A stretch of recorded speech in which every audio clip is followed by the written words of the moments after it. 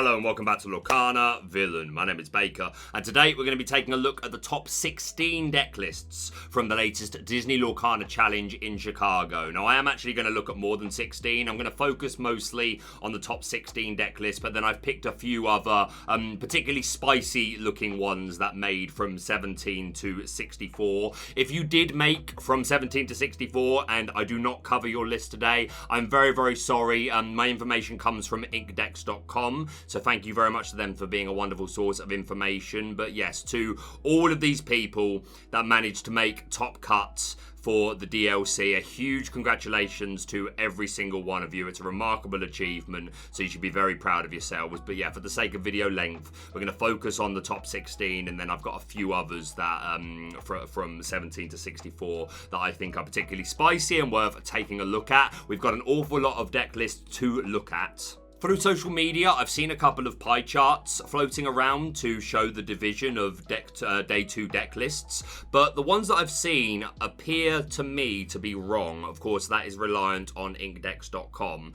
If inkdex.com is completely accurate, then the meta division that I've been able to work out is for day 2, for Ruby Sapphire, there were 25 decks. For Emerald Steel, there were 14. For Sapphire Steel, there were 9. For Ruby Amethyst, there were 6. For Amber Ruby, there were 3. For EA Tempo, there were 2. For Steel Amber, there were 2, one of them being a SteelSong list and one of them being a Steelfasa list, which is particularly spicy. 1 Amber Emerald deck, repping that under the sea, and then 1 Amethyst Steel. So that is the meta breakdown for day 2 conversion, as well as I can work it out. Again, this is all based off information from inkdex.com. And again, thank you to them for being a wonderful source of information. But yeah, we've got a lot to talk about. A quick shout out to the channel sponsors, Cardmarket. If you're looking to buy Lorcana singles, please check out Cardmarket for very competitive rates. But besides that, let's jump right in. So, going into Chicago, the big question was just how dominant is Bucky going to be? Certainly a character that has been the source of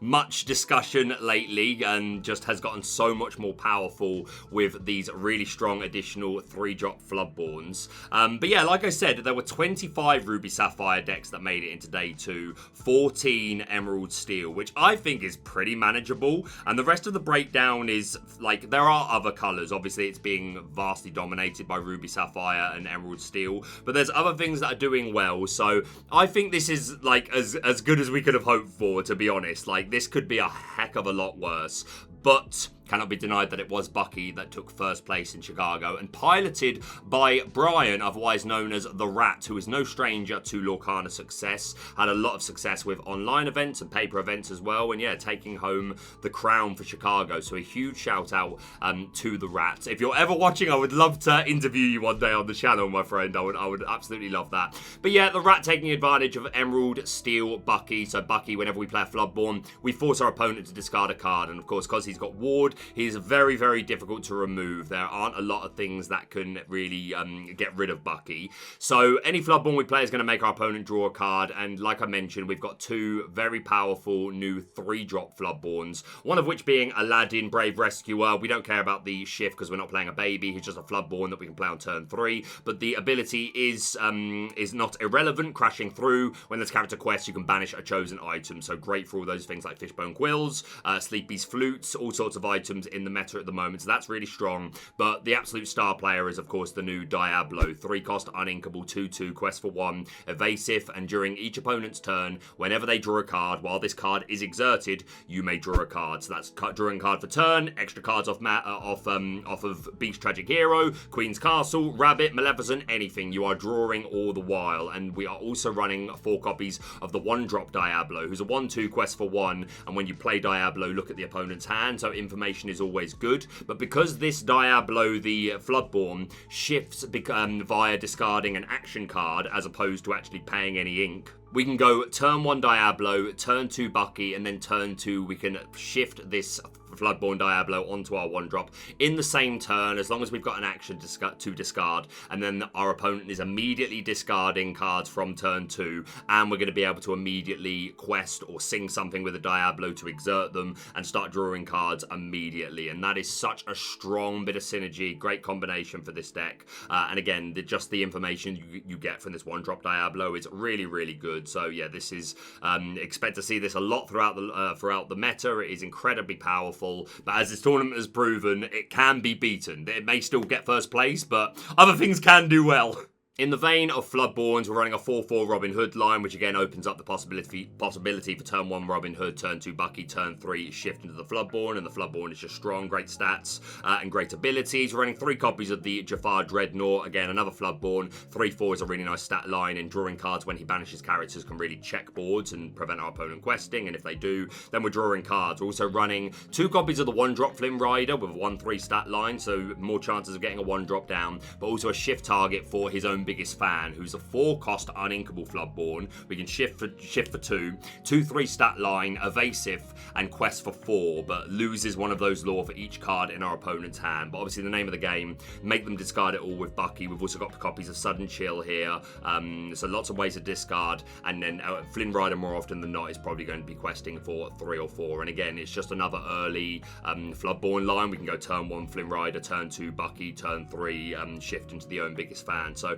that's really strong. We've got 4 copies of Ursa Deceiver to snipe songs. We're also running 4 copies of the 3-drop Ursa Deceiver of all, 2-3 quest for 1, and whenever she sings a song, you play it again from your discard, and then it gets added to goes to the bottom of your deck. In that vein, we've got 3 copies of Sudden Chill to make our opponent discard, 4 copies of Let the Storm Rage On to do 2 damage and draw a card, and 4 copies of the Strength of a Raging Fire, which does 1 damage for each character on our board. So even if we've only got 2 or 3 characters, then that's enough to get that's enough damage for a lot of viable targets. And of course, if we're singing it twice with Ursula, then we double those numbers, or we hit 2 different characters. So that's going to be really strong. And then obviously double discard with Sudden Chill, and double Storm Rage On is also draw 2 on top of the 4 ping. So that's really strong. And running 4 copies of Tragic Hero Beast too, as well as being a Floodborn, so triggers Bucky. It's just a really powerful draw mechanic card. Yes, there are ways to offset him, like Medusa, and just doing any ping damage will stop you drawing extra cards, but they can't always have Medusa. This deck is full of Medusa targets, so he only needs to survive 1 or 2 turns, or again, if we have entered our opponent's hand and they're topping, maybe they're not even at 6 ink yet. So Beast can be safe more often than not. Running 1 copy of Baboom to offset our opponent's 1-drops in the early game, like Robin Hood, Cinderella Ballroom Sensation Cinderellas, and opposing Diablos. You need an answer for that. 1 copy of Along Came Zeus for spot removal, and it also helps us with taking out locations. 2 copies of We Don't Talk About Bruno, 5-cost Inkable Song, return a chosen character to their player's hand, and then that player discards a card at random. So this can just be banish a character. Like if your opponent doesn't have a hand, you just send back the target that you want to be gone, and then that's the only card in their hand, and they have to discard it. And even outside of that, it's just discard plus a board control. And we're also seeing 2 copies of the Hidden Cove, 1-cost Inkable Location, 1 to move there, 6 willpower, no passive lore gain, and characters get +1 strength and +1 willpower while here, which really offsets the opponent's maths. If we get Bucky there, then he's like, because at the moment Bucky is susceptible to things like Avalanche and Tinkerbell, so it stops Bucky being able to be removed so easily. Anything that's 2 willpower now is 3 willpower, so they're surviving things like Fire the Cannons and Baboom, and plenty of other things. So it just really upsets our opponent's maths, plus just makes our characters hit that little bit harder and stay out of range for like Beast is going to stay out of Medusa, right? Well, a lot of characters here, the Jafar, the Robin Hood, the Aladdin, keeps them out of Medusa range. So I'm a big fan of the Hidden Cove, and it was in the winning deck list, so take this location seriously. But yeah, huge congratulations to the Rat.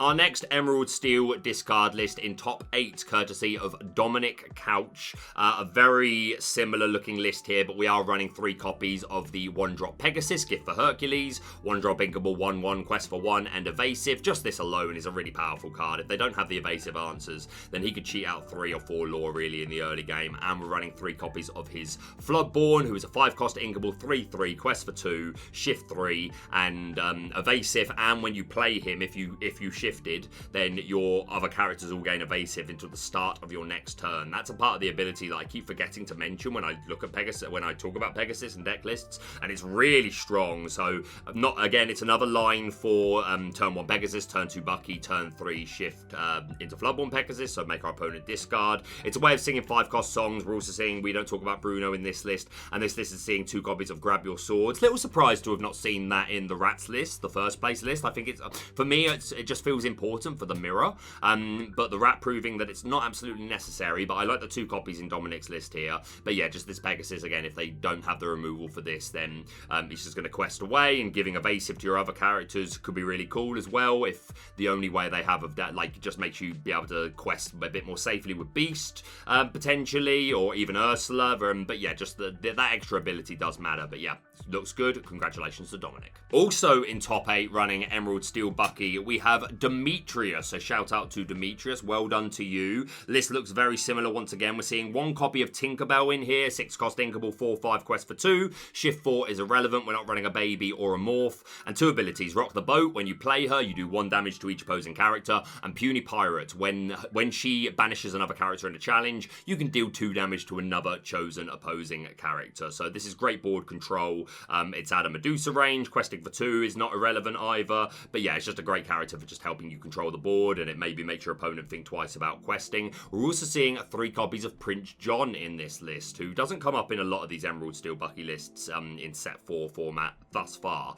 3-cost uninkable, 1/2, quest for 2, that ward keyword, which makes him so difficult to deal with, and I sentence you whenever your opponent discards 1 or more cards, you draw a card for each card they discarded. So while we're doing all this discard stuff, we've got the Sudden Chill, we can double sing it with 2 copies of Ursula, and obviously all the Bucky synergy. If we've got a Prince John down, then we are drawing cards all the while, so that should keep us nice and refreshed. I don't feel like you need both of these, but it's just alternative paths I get to just get your game plan off and be accumulating card control, even if they can deal with the Diablo, because obviously Diablo doesn't have ward. There are a lot of things to remove Diablo. I said from the beginning when I reviewed Diablo, I was like, in Bucky, this is amazing. Outside Bucky, I'm not so sure. I do think I was wrong. I think even outside of Bucky, Diablo is just so strong. Yes, there are a lot of answers to him, but they're not always going to have them, and not always going to have them at that early point in the game. But yeah, utilizing both here. 2 copies of the Aladdin. We're seeing 3 copies of Hidden Cove and the 2 copies of Grab Swords, but other than that, looks pretty standard. So congratulations to Demetrius. And our last Emerald Steel Bucky list for the top 16.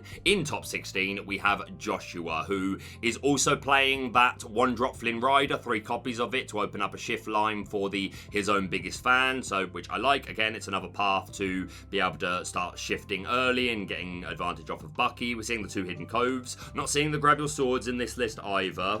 Standard song count, no babooms or anything like that, but Storm Rage on and Strength should be enough to deal with things like opposing Diablos. We're seeing the Pegasus line in here, 3 copies of Ursula Deceiver of all, looks pretty standard, and more. I think all of these decks running the 1-drop Diablo as well to open up that turn 2 shift, and again, just information. So yeah, congratulations to Joshua and all of our Bucky players that made top 16. As much as I dislike Bucky, well done to you.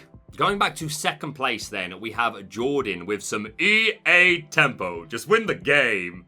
I'm happy. Yeah, a bit of a shocker. A lot of people thought this ink combination was kind of written off for this format. Even Artabax, who is the all-father of EA Tempo, and Lorcana Decklist, shout out to him as well. It was those 2 that really put this deck on the map. But yeah, Jordan coming along and saying, nah, it can do some work. There were 2 EA Tempo decks that made top 64, only 1 in top 16. But yeah, this one all the way to second place. I would love to have a look at what their matchups were. But yeah, my favorite thing about this list straight away, and I'm going to start off with, is 2 copies of Jack, Connoisseur of Climbing, 3-cost Inkable, 1/4, quest for 2, and Sneaky Idea. When you play this character, chosen opposing character gains a Reckless during their next turn. I love it. I said that this would come up at some point, because it's like Lyle, and Lyle is really good, except he's uninkable, and of course the thing about Lyle is on top of the giving giving Reckless. He also has the ability where your opponent loses a law every time they take out one of your characters is banished while Lyle's on the board. But yeah, just the fact that he's inkable, I think makes a big difference. 1/4 stat line is perfectly reasonable. We haven't gone through the Ruby Sapphire lists, but not all of them are running the 3-cost uninkable Sisu. I can't remember a subtext name, but the one that pops characters with 1 strength. But even if you do get popped, you've got immediate value because you've given Reckless to something, which is so useful in so many ways. It's also low-key sometimes just a Diablo answer. Like, if you've got something else other than Jack that is exerted with at least 2 strength, and you target the Diablo, then that's a way of dealing with it. And there's going to be loads of cute similar things, like the Pegasus, like anything evasive.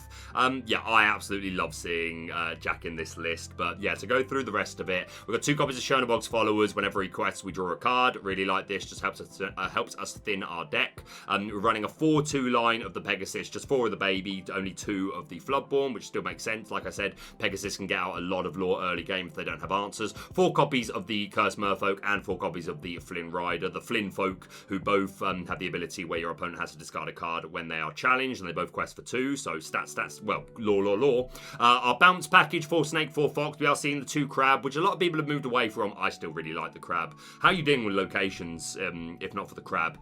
And Queen's Castle, I really wanted to watch all of Chhicago, but I had a really busy weekend, so I was sort of tuning in and out to different streams and like keeping a casual eye on social media. And every time I sort of checked in on how things were going, there was always a Queen's Castle putting in work. So yeah, I'm glad to still see 2 Merlins here. We've got Ursa Deceivers to snipe songs. We are seeing 4 copies of Diablo. Again, no Bucky, but still a really powerful card that demands an answer. 2 copies of Kit Cloud Kicker for some board control. Answers Diablo. Answers a lot of things, especially in against other tempo-based matchups where they're going to have a lot of characters with 2 strength or less that this can get value from. The 4 Goat, the 4 Rabbit, 2 Tinkerbell, who's great.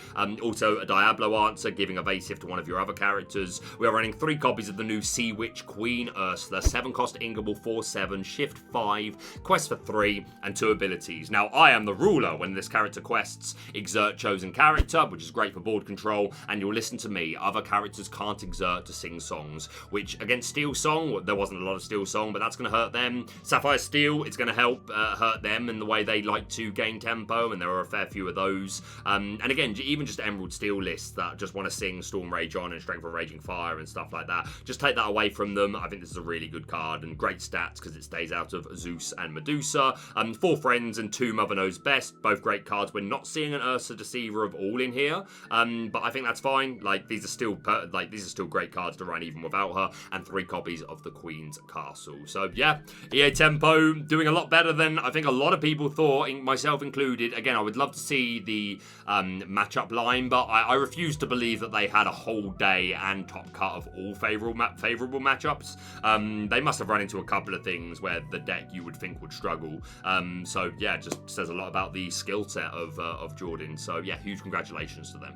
Going back to 3rd place, the first of our Ruby Sapphire decks. Now, as I said, there were 25 that made it into day 2 top 64. I've just done a count. I think it's 5 that made top 16 that we're going to look at now. Clearly, the favourite for day 2 conversion performed really, really well. But yeah, just 5 making it into top 16. Again, I think it's healthy. I still think it's probably the best deck in the game. But yeah, we've got Tomaz with Ruby Sapphire control. So ramp, we've got 4 1 jump ahead, 3 how far I'll go. Great ramp cards. 1 jump ahead is really vital a lot of the time for your early tempo to play turn 2. Some decks would run a 2-drop like Scuttle, or just something that can sing the 1 jump ahead, but that's not an option. Well, you can sing it with these characters, but you're going to be just playing it as opposed to singing it more often than not. And how far I'll go I really like. Look at the top 2 cards of your deck, 1 into your hand and 1 into your inkwell face down and exerted. So you're finding pieces that you need, you're ramping, and there's characters that can sing this quite comfortably like Grandma Tala and Maui, so you'd love to see it. We've got the 3 Be Prepared for some board control. Going on to the items, the 4 Porpoise are good, of course, to draw cards and going to work really well with Flavisham and Tamatoa. 2 copies of Ice Block to lower our opponent's character's strength, which is good just for challenging, and maybe with that bleh, words are hard. By lowering their strength, maybe we can challenge into them and not be taken out ourselves, but also it gets more things into range of cards like Brawl that need characters with 2 strength or less, Medusa, who obviously wants 3 strength or less, and the Floodborn Sisu, who when he's played, we banish all opposing characters with 2 strength or less. So lots of synergy for the ice block here, and again, it's an item that works with Flavisham and Tamatoa. We've got 3 Fishbone Quill for the ramp. This is a surprise to me, I'm not going to lie. Like, I feel like this is such an important piece. I am surprised to not see 4. Love this spice, though, of the Great Stone Dragon. 2 copies, 3 cost inkable item. Asleep, this item enters play exerted, so you can never get value from this on turn 3 or the turn you play it. And Awaken. Exert, put a character card from your discard into your inkwell face down and exerted. So the great thing about Fishbone Quill is that you can use it the turn you put it down. You put it down on turn 3, you can immediately exert it, and the card that you put into your inkwell isn't exerted, it just goes face down, so you can immediately utilize that ink.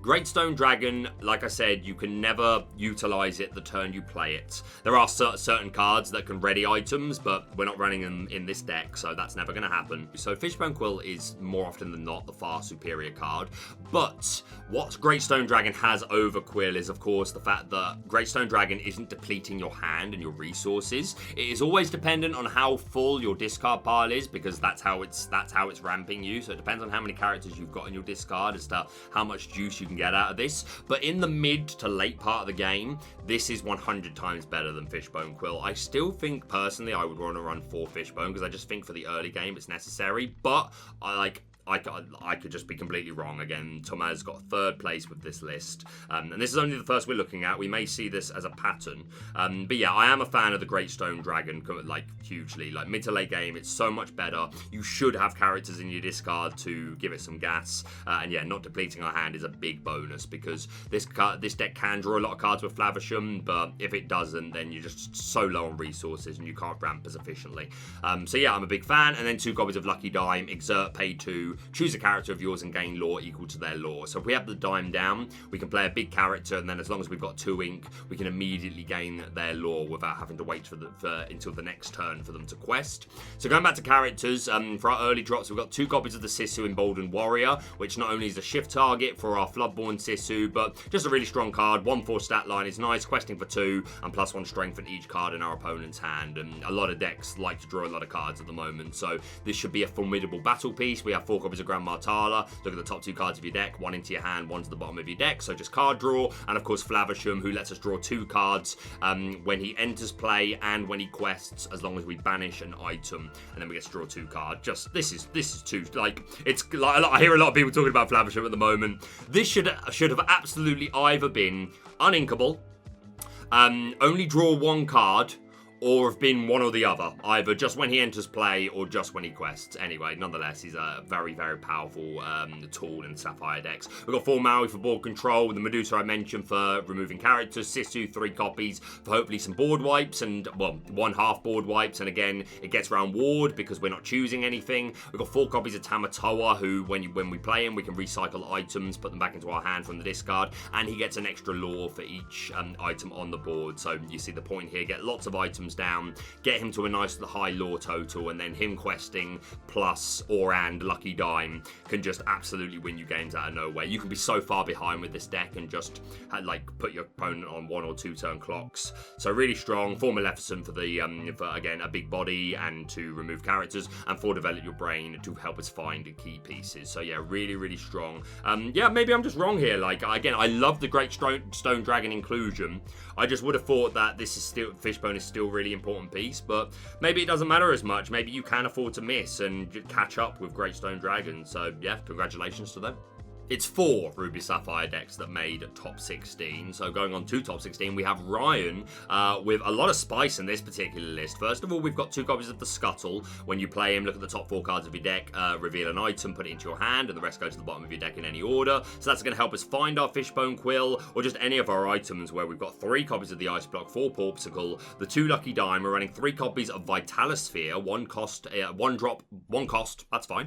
Inkable item, an Extract of Ruby. ability. Pay 1 ink, banish this item, chosen character gains rush, and gets +2 strength this turn. So as well as just being another item, which can be food for Flavisham or synergy with Tamatoa, this is a really strong ability. Being able to give something rush out of nowhere and +2 strength. A lot of characters here are getting up to like really significant numbers, so I really like this inclusion. And we're also seeing 3 copies of Maurice's Workshop. 3 cost What's wrong with me? I keep saying 3 cost and then my head says that ain't right, but it is. 3 cost uninkable item, and looking for this. Whenever you play another item, you may pay 1 ink to draw a card. We don't see this crop up very often, but it has been seen in top cut lists in the past. And again, we're playing a lot of items, and like over the course of the game, you can generate a lot of cards from this. And like I say, card draw generally is what this deck suffers from, unless you can really get like Flavisham remains untouched for a couple of turns. So yeah, very cute addition. We've got the 2 Sisu Emboldened Warrior and 3 copies of the Floodborn. We're also running 2 copies of Judy Hopps. When you play her, you can banish a chosen item and its player draws a card. So this is going to help us remove opposing Fishbones, Ice Blocks, Lucky Dimes, Maurice's Workshops, but we can also pop our own items just for an extra card draw if we're in a pinch. We're also running 2 copies of the new Aurora Law Guardian, 4 cost inkable character, 3/3, quest for 2, shift 2 is irrelevant, and 2 abilities. Preserver, opponents can't choose your items for abilities or effects, so that's going to stop our opponent from popping our items. And Royal Inventory, exert one of your items, look at the top card of your deck and put it on either the top or bottom of your deck. This is really cool, especially because we can use it multiple times. If you've got multiple items, you can keep using this and help us find the exact piece that we need. She also quests for 2. Yeah, I really like this as a nice tech option. Everything else looking pretty standard. 3 Medusa, only 3 Maui. Always seems low to me, but fair enough. 4 Maleficent, 3 1 Jump Ahead. Know how far goes in here. 2 copies of Be Prepared. 1 copy of Let It Go. Yeah, really nice. Yeah, I like the spice in here. Vitalosphere in particular, I'm a big fan of. And I like Scuttle a lot as well. But yeah, well done to Ryan. Also in top 16 with Ruby Sapphire, we have Patrick, looking pretty cookie cutter here. 3 Emboldened Warriors and 3 Floodborns. 1 Judy Hopps, 3 Grandma Tala in here. 4 counter 4 Medusa. I'd like to see Tremaine in more of these lists. I don't know, I just like Tremaine. 4 Brawl, 4 1 Jump Ahead, the 3 How Far I'll Go. Pretty tight item package, pretty standard. 4 Porpsicle, 2 Ice Block, 4 Quill, and 2 Lucky Dime. Looks good. Congratulations to Patrick. And our final Ruby Sapphire list in top 16. Here's the Lady Tremaine that I wanted to see. Very nice. Everything else looking pretty standard. 4 1 Jump, 4 How Far I'll Go, 2 Beat Prep, 2 Ice Block, 4 Porp, standard items, 4 Maleficent in here, 4 Grandma Tala, the 2 Sisu, the 2/3 of Sisus. Yeah, looking pretty cookie cutter. But yeah, I do like this Tremaine as an additional, just an additional bit of removal, and again, questing for 2. Yep, looks good. Congratulations to them. And just a special shout out to Scott, who's in the same testing group as me, made the top 32 using Sailor's list. It was Sailor that was kind of the originator of the Ice Block variant of this list. But yeah, just a shout out to Scott making the top 32. Also playing the Tremaine, my man, you love to see it. Everything else pretty standard. 3 B Prep, Bree Pep? What is wrong with me? 3 B Prep, the 3/3 Sisu, everything else pretty cookie cutter. So congratulations to Scott. Going back to 4th place then, we have the first of our Ruby Amethyst deck lists. There were 6 that made top 64, only 3 that made top 16. It really seems like Ruby Amethyst has fallen so much, but I actually am starting to really rate it the more more of the format I'm seeing and playtesting. I thought it was going to get a lot worse, but I'm really enjoying it at the moment, and a big part of that is just the combination of the new Flynn Rider into Sisu, into Queen's Castle is just so much for a lot of decks to answer. So yeah, looking at the Flynn Rider, Frenemy, 2 cost inkable, 2/2, quest for 1, and narrow advantage. At the start of your turn, if you have a character in play with more strength than each opposing character, gain 3 lore. So our 1-drops are 4 Chernobogs and 4 Magic Brooms, who we'll come back to, but just to make my point, the 1-drops aren't really high enough strength to like assure that this is online. Sometimes just the Flynn's 2 strength on its own can be enough against like really slower decks, but the way you really get the most out of it is by putting down Sisu on turn 3, who should have a nice high strength. Your opponent more often than not is looking to draw a lot of cards, and if they're not, then they're inking a lot and playing to the board, and then hopefully we can punish that with things like our Merlin and Mim engine. But yeah, Flynn into Sisu can just really generate a lot of early advantage. Again, there's a lot of answers to Flynn. He's only got 2 willpower, so things like Brawl and like the things that people are playing to deal with Diablo, like a lot of them will also answer Flynn. Obviously Flynn doesn't have evasive, but he can be removed. But again, if he's not answered, he just generates so much early lore. And then if you go from Sisu into Queen's Castle, that is so much for your opponent to answer. So just that line I think is really strong, this format for Ruby Amethyst. But yeah, this deck probably doesn't have a great Bucky matchup, even though you draw a lot of cards. They just make you discard so many. You literally need the perfect setups. You need to like have early access to rabbits, and then hopefully you want to be singing friends on the other side quickly. But again, even that's a risk if they play Ursa Deceiver and they just snipe it away. But yeah, it can really struggle with card draw. So these 1-drops were prioritizing cards that draw us more cards. So Chernobog's followers, obviously, when he quests, we can draw a card by banishing him. We've also got the new Magic Broom, a Luminary Keeper, 1-cost inkable, 1/2, quest for 1, and nice and tidy. When you play another character, you may banish this character to draw a card. So it's always important to get a 1-drop down anyway to open up your snake lines and potentially foxes. But yeah, just allowing us to like put down one of these on turn 1, and then turn 2 we could potentially play Kuzco and immediately draw from Magic Broom, and just try and keep our resources up, because you just want to get to that sweet 7 spot against Bucky where you can hopefully be prepared to clear, and then hopefully your opponent hasn't been able to draw too much, maybe if you were able to offset the Diablo. But yeah, if you can get to 7 and get a beat prep and then get a couple of favourable draws, rabbits into friends and things like that, then that is your path to victory, really. So yeah, I really like the way the 1-drops are going in Ruby Amethyst. 3 copies of Kuzco, again an early character that draws us cards. We've got the 4 fox, the 4 snake, the 4 goat, the 4 rabbit, 2 crab in here I love to see. I like the 4 Sisu, again we've already mentioned. Great with Flynn, but just really good even without Flynn. Great stat line and gonna quest very aggressively. 4 Maui, just 2 copies of Medusa, 4 Brawl to answer a lot of meta threats. 4 friends, we're seeing 3 copies of the King Undisputed, who I'm liking more and more as the format goes on. I liked it when I first reviewed it, but I was kind of just scared that it was just going to be fodder for Ursa Deceiver, because like you already feel bad against Emerald decks when you draw back into your B preps. There's friends as well, but you can ink them. But I was like, if we're playing still 2 or 3 B prep and I want to fit in 2 or 3 Big King Undisputed, and that's just raising my odds that I'm going to have one of those songs and just lose to Ursula. But they don't, like, I can't remember the last time I saw an Ursa on turn 2 anyway, because they just go Bucky on 2. You've still got to respect the Ursa Deceiver, especially because really they're going to like try and wait to play it on turn 6 to try and snipe your Be Prepared. But yeah, I'm really enjoying Big King Undisputed to answer a lot of things. If like it can hit the Bucky if you can deal with whatever other characters are on the board. If they're smart, they're not turning anything sideways, so that's never a risk. But really strong into the Sapphire decks for Tamatoas, for Flavishams, again, like quite often in Sapphire decks. Flavisham's the first character they play, so it's a way of getting rid of that early, because obviously you're not quite at Madame Medusa range. So yeah, I'm really enjoying Big King Undisputed, and 4 copies of the Queen's Castle.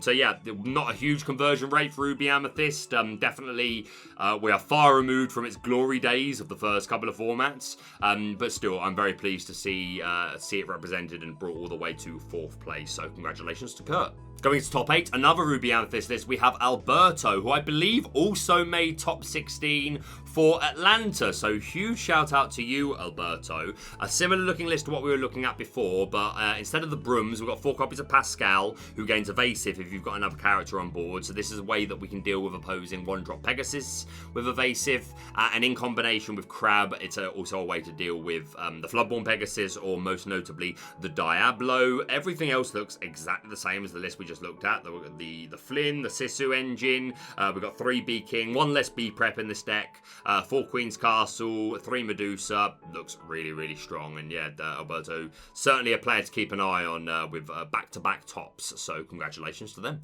And our final Ruby Amethyst list for top 16, we have George, who I believe this is George from the Forbidden Mountain. I'm almost positive it's them, who has had a lot of success with a lot of like cardboard tournaments throughout Lorcana's time so far. So huge congratulations to George, and this list looks very tidy. We are running just 4 Churnabogs as our 1-drops. That seems low to me, but if we are saying that more often than not that we are prioritizing Flynn into Sisu into Castle, maybe you don't need it. And again, if we're not playing a 1-drop, then that's one more card that we like, because essentially Churnabogs he just replaces himself as another card. So if we just don't play that 1-drop, then like that's the card that we're discarding with Bucky potentially, or our ink for a future turn. So maybe it isn't as weird as some might think to first look. Maybe none of you think it's weird, and it's just me that was slightly shocked at it. But no, it does make a degree of sense. And again, especially just with this Flynn line, I think it's so strong. We are seeing 4 copies of Maleficent in here, who just draws a card. I still like Maleficent, like just the like on turn 3, it normally feels bad. Like it can feel better if you're then singing Friends the next side.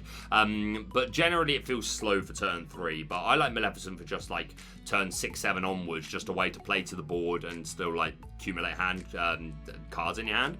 So yeah, I like the Maleficent. We've got the 4 Goat, 4 Rabbit. We're seeing 3 Tremaine and 3 Medusa in here, as well as 2 copies of Bee King Undisputed and 4 Bee Prep. So we have so much removal. If we can get to 6, then we should really start to skyrocket. And again, this deck looks like it would have really good Sapphire matches against SteelSong, or not SteelSong, against Sapphire Steel, or Ruby Sapphire, where you immediately want to remove those Tamatoas and things like that. So yes, super low to the ground, super consistent looking, and led George to top 16. So huge congratulations to them. And now to our final in combination that made top 16. In top 8, we have Brennan DeCandio, who again is one of these names that we have seen quite regularly pop up for winning or at least topping big Lorcana events. Clearly one of the final bosses of our game. And yeah, a top 8 finish for DeCandio on Sapphire Steel with some spice in here. So for items, we got the 4 Porpisicle and the 4 Fortisphere, just as a 1-drop card to a 1-drop item which draws us a card. And again, the synergy with Flavisham and Tamatoa. Also, the secondary abilities are not irrelevant. Porpisicle remove up to 2 damage from a chosen character, which can be relevant, and Fix Math help your character survive that bit more. An Extract of Steel, pay 1 ink and banish this item and give a chosen character Bodyguard, which I dare say could come up from time to time for certain lines. DeCandio, if you're watching, was it something that came up? I would love to know. We've got 4 Fishbone Quill for the ramp and 2 Lucky Dime for quick lore gains. We'll go through our songs. We've got the 4 1 Jump Ahead for the ramp, 2 Along Came Zeus for spot removal and help with locations, 2 Let It Go. Lots of targets for this, things like Tamatoa and Cinderella Stout-Hearted that Sapphire Steel can really struggle with. 4 Whole New World. Again, not all Sapphire Steel lists lately have been running the Whole New World. Quite a new concept, really. The one that took me by a bit of a shock when I first saw it. But DeCandio utilizing these Whole New Worlds to generate a lot of cards. 3 copies of Grab Your Swords. I really like that count, and especially if you're expecting a heavy Bucky field, then this is going to come in handy a lot. We are seeing 2 copies of the Scuttle to help us find for items, which I like, again, to help you find Quill, to help you find Lucky Dime. But not just that, it's an extra low-cost character to protect you a bit more against Lady Tremaines and Bee King Undisputed. Like that, like, the ability of Scuttle is it's okay, helping you find your Quills, helping you find your Dimes. Like, it's a good ability. Like, it can feel really bad if you miss, but I think just having a couple of low-cost characters that you can put on the board next to your Cogsworth, your Tamatoas, whatever it is, to give you a bit more protection against things like that is really strong. We're also seeing 2 copies of the new Magic Broom Aerial Cleaner, 2-cost Ingable, 2/3, Quest for 1, and Winged for a Day. During your turn, this character gains Evasive. So this reminds me of Jafar that we have seen play before to deal with Evasive. It's exactly the same, except for the stat line is switched round. Jafar is 3 Strength and 2 Willpower. So this is the way that we're going to be dealing with Diablo, is obviously one of the main target for this. We are running 3 Baboom, we are running 2 Smash, so these are other ways of, and of course the 3 Grab Your Swords. So these are ways of dealing with the Diablo, but wouldn't it be nice to have a character that can deal with the Diablo so you don't have to use these on the Diablo, and especially where the Baboom, which you might just want to be ink, you might want to use Smash for something that actually has that 3 willpower, and again, Grab Your Swords is a bit more expensive, and really we want to be singing that to get max value, and we don't really want to play it on just a Diablo. Hey, we will play it on just a Diablo if we need to, But I like the idea of having a character here that can answer it without us having to utilize these actions. And again, it's another cheap character that we can put down next to things like, and the new Ariel in here is another target that we definitely want to keep safe from things like Tremaines and Be King Undisputed. So yeah, this makes all the sense to me personally. I know some people weren't a fan of this, but I like it for what it's worth. We've got 2 Grand Martala for the card draw, Flavisham for draw, 4 copies of Cogsworth, who has ward, so really difficult to remove, and Unwind, giving resist 1 to our other characters, is really going to mess with our opponent's math. We've got 2 copies of Beast Hard-Headed to remove opposing items like Fishbone Quills, Dimes, Sleepy's Flutes, things like that, and of course being a 5 cost, they can sing a lot of these songs, and Questing for 2 is nice, and 4 Strength is nice because it's out of Medusa range, and 2 copies of the new Ariel, Treasure Collector, who... this is definitely the way this deck survives, in my opinion, against a lot of decks. She's so strong, 3/4 stat line, quest for 3, ward, so difficult to remove, and while you have more items in play than each opponent, this character gets +2 lore. I have lost so many games to Sapphire Steel where I was so far ahead, in lore and card count, just to lose to a Dime Ariel. Because literally, like, if you've already got this Dime down, then you play your Ariel, hopefully you've got 2 ink to immediately exert the Dime. Okay, we gain 5, assuming we've got more items than our opponent, but let's assume that we do. So that's immediate 5, and then next turn you're threatening to quest for 10 because you quest with Ariel and then you use the Dime again. So at some point in that stage, you probably found 5 lore out of somewhere. So the clock this puts you on is absolutely insane. So yeah, I was definitely wrong when I reviewed this Ariel. 4 copies of Tinkerbell, 3 Tamatoa, again all the synergy with items, again similar to Ariel, it can just really create that 1 or 2 turn clock alongside Dime. 1 Rise of the Titans be another way to deal with locations, but yeah, looks really good to me. And again, I'm a big fan of these 2 drops, both with uses of their own, but again, just to maximise your odds of being able to protect the Ariel, protect the Tamatoa. So yeah, looks good. Congratulations to Decandio. In top 16 with Sapphire Steel, we also have Andrew. A lot of similarities here. Also on the Whole New World, 1 copy of Let It Go. We are seeing 2 copies of Hades, Infernal Schemer, 7 cost uninkable, 3/6, quest for 2. And when you play this character, you may put chosen opposing character into their player's Inkwell face down. So he's targeted removal. Yes, it does funnel our opponent's Inkwell, but sometimes we just don't care. It's just removal, which is good to have. And again, it's a character that we can use alongside Dime because he quests for 2. He falls to Medusa, but he's out of a Long Came Zeus range with that 6 willpower, so that is nice. Only 1 Ariel in here. I think I'd probably want at least 2. I think this is really strong. We're seeing the 2 Beast in here again for items. Also 4 copies of Smee for a different 2 cost character that we can put down. So you could argue like we were looking at Decandio's list that the Broom and the Scuttle could just be Smees, but I like what those 2, again, Smee is great for stats and lore, but I like what those 2 offer. The Broom as a Diablo answer and the Scuttle to help you dig for those items, or maybe, again, like, as well as digging for items, you're also putting more cards at the bottom of your deck, so anything, like, things are moving up if you use multiple Scuttles in a game. But yeah, I like the Smee inclusion, 4 Baboom, 2 Rise of the Titans for those locations. Everything else pretty standard, so congratulations to Andrew. And our final SteelSong deck for top 16, a huge shout out to Skylar, or known online as Sky. Friend of the channel, so happy for you, Sky. I'm sorry that you missed out on Top Cut. I know you made a tweet where you said you watched your game back, your top 16 game back. And it came down to a misplay that you identified. Well, I think he said that there was a turn where he challenged into a castle instead of questing, and that castle ended up never being removed. And if he'd have just quested that turn, it would have been enough for game because he ended like on 19 lore, or could have got to 19 lore. So I'm sorry to hear that, Sky, but nonetheless a fantastic achievement getting the top 16.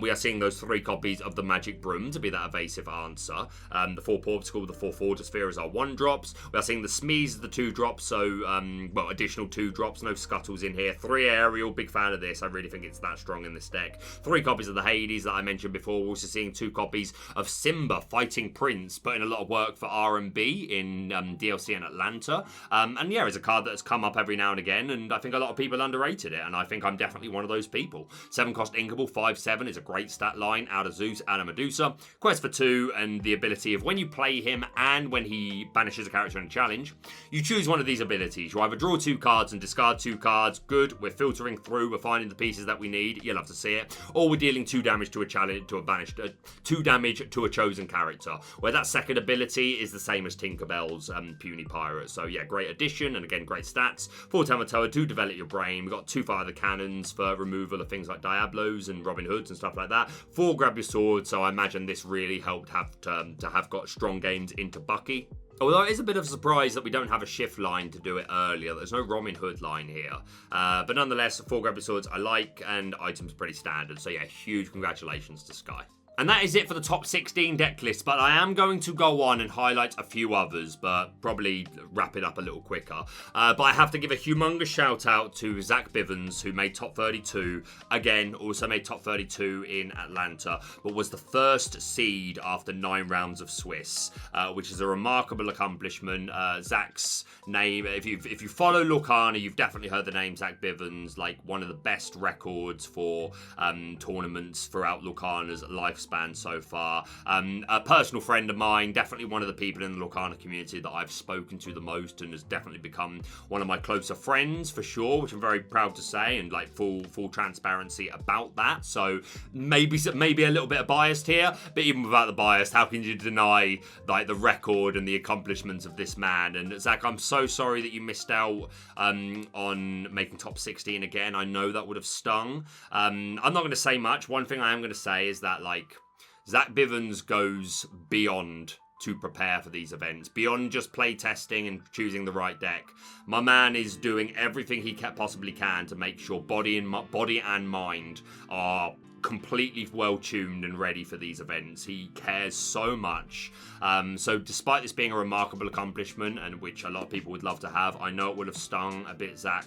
But I'm so proud of you, man. And I believe, from what I've seen online, you are qualified for Intercontinentals now, because I think he ended up 17th overall for final standings, and there's one person in top 16 who's already qualified for Intercontinentals. So I believe Zach might have got his invite. So if that's the case, I hope I'm right, but if that's the case, huge congratulations to you, Zach. But yeah, first seed with SteelSong, and look at that, we've got 4 flutes, 3 Pride Lands. I'm not gonna lie, if this was anyone but Zach, I'd be saying I don't get this. This is like so many early uninkables. It just seems too much commitment to multiple ways of playing SteelSong. But Zach is a far better player and deck builder than me, so I have no doubt I am just missing a lot. But yeah, going down both paths to gain lore when we sing songs and just Pride Lands with passive lore gain, and if we can get a prince there, then we pay less for characters. Do we have princes?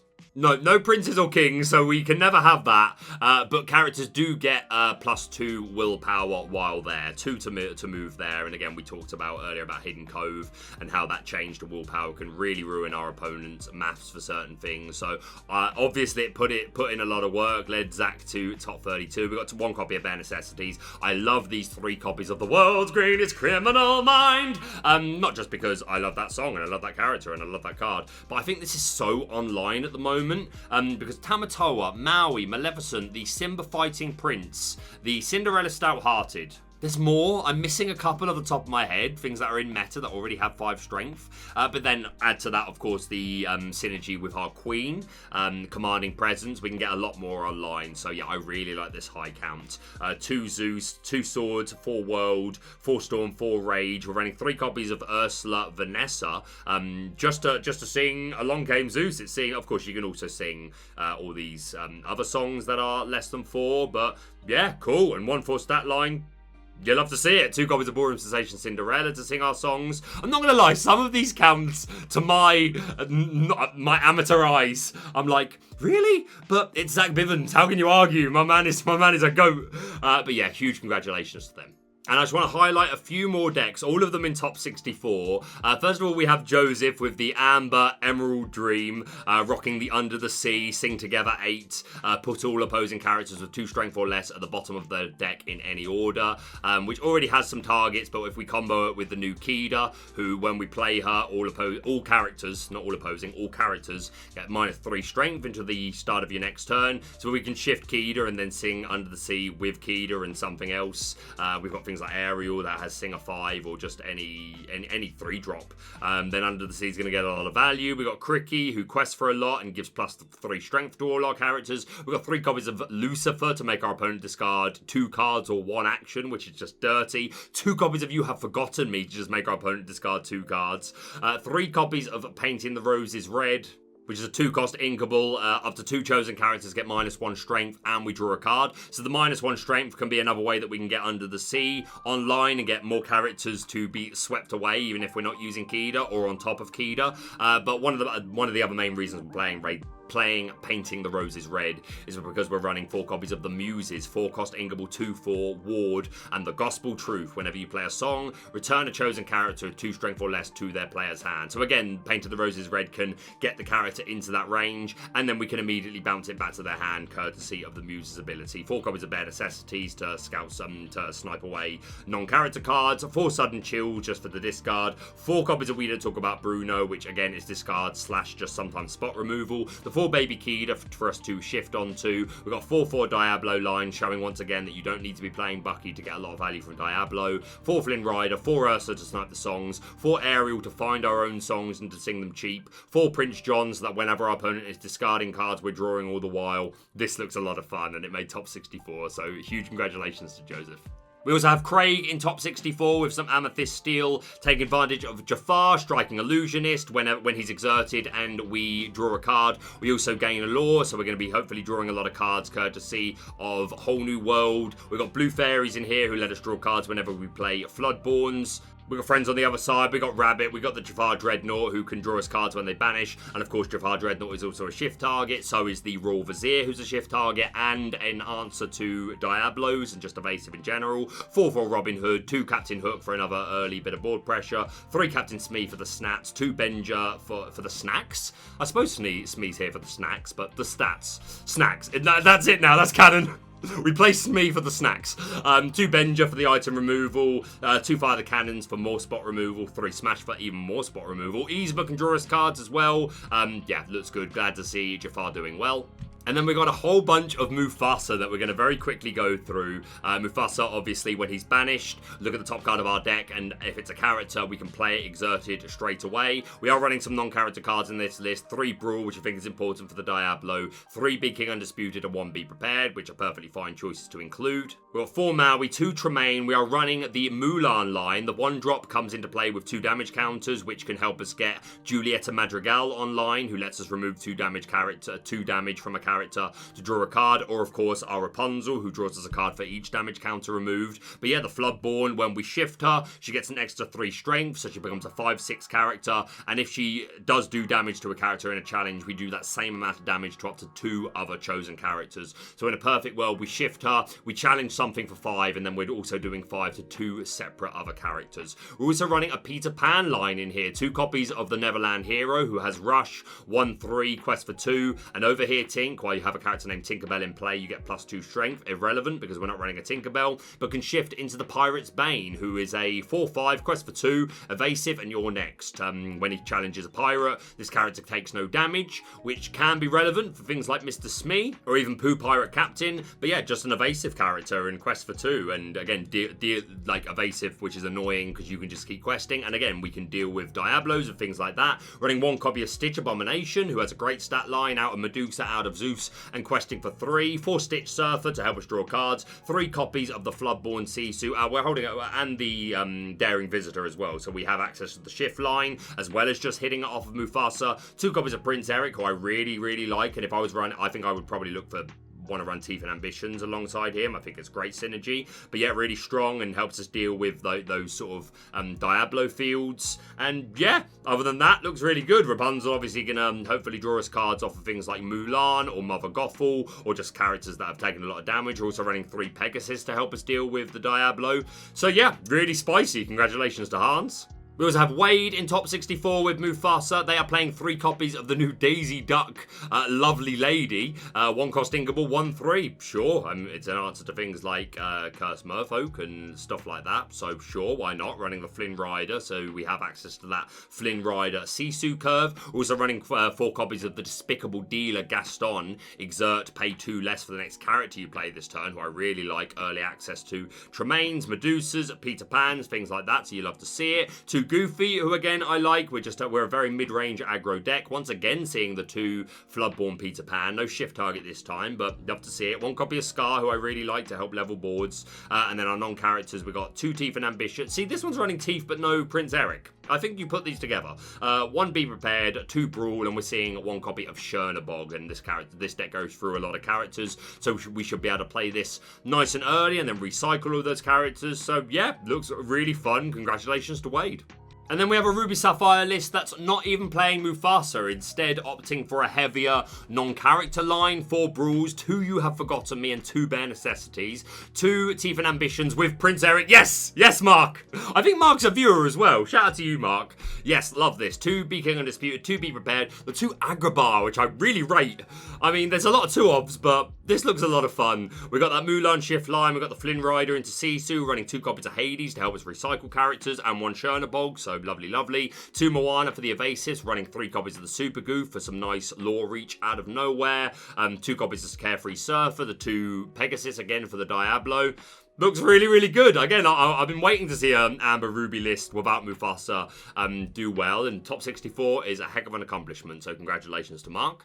And our final deck list for top 64 that I'm going to look at is courtesy of Zach, who's running some Steelfasa, which I'm a big fan of. We've got 4 copies of Pluto to be another way to cheat out characters, and if they don't have a way to answer the Pluto in the first couple of turns, especially if they like Ruby Sapphire and not playing many early drops, then Pluto into Doc or Pluto into Gaston just opens up a world of high-cost characters from very early on in the game.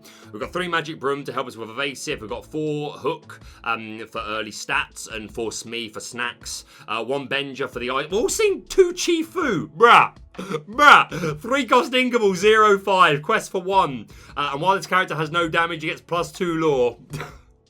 I love it, mate. 4 Rapunzel. Not a lot of targets here. Nothing like Mother Gothel or Mulan or even the Beast to come in with damage counters. But we've got so many characters here with big bulky willpower, and hey, get Chifu back online. They do a bit of chip and then go ignore it because they don't think he's doing any more. No, I think we'll heal that back, thank you. Love it. 3 beasts for the items, 3 Chen Pao for as a bodyguard. Also 3 copies of Hercules, beloved hero, 6 cost Ingable, 6/5, quest for 2, bodyguard and resist 1. This is such a good stat line. Yeah, cool. Why not? 3 Tinkerbell, 2 Simba, 3 Stitch, 1 Chernabog, 2 Baboon, 2 Strength of Raging Fire, 3 A Whole New World, 2 Grubby Swords. It's random as heck. It's random as all heck, but I kind of rate it. Huge congratulations to Zach. And that is it for the top cut deck list for Chhicago. Once again, if I did not look at your list, I'm very, very sorry. If I went through every one of these top 64, the video would be far too long. I wanted to focus on the top 16, but I definitely think it's worth highlighting some of those spicier, less normal looking lists from top cut tournaments. But yeah, nonetheless, congratulations to everyone that took part. We're going to wrap it up because it's been a long old video. But yeah, thank you so much for watching. If you're brand new to the channel, please subscribe for all things Lorcana. Hit that like button to show support, and we'll see you soon.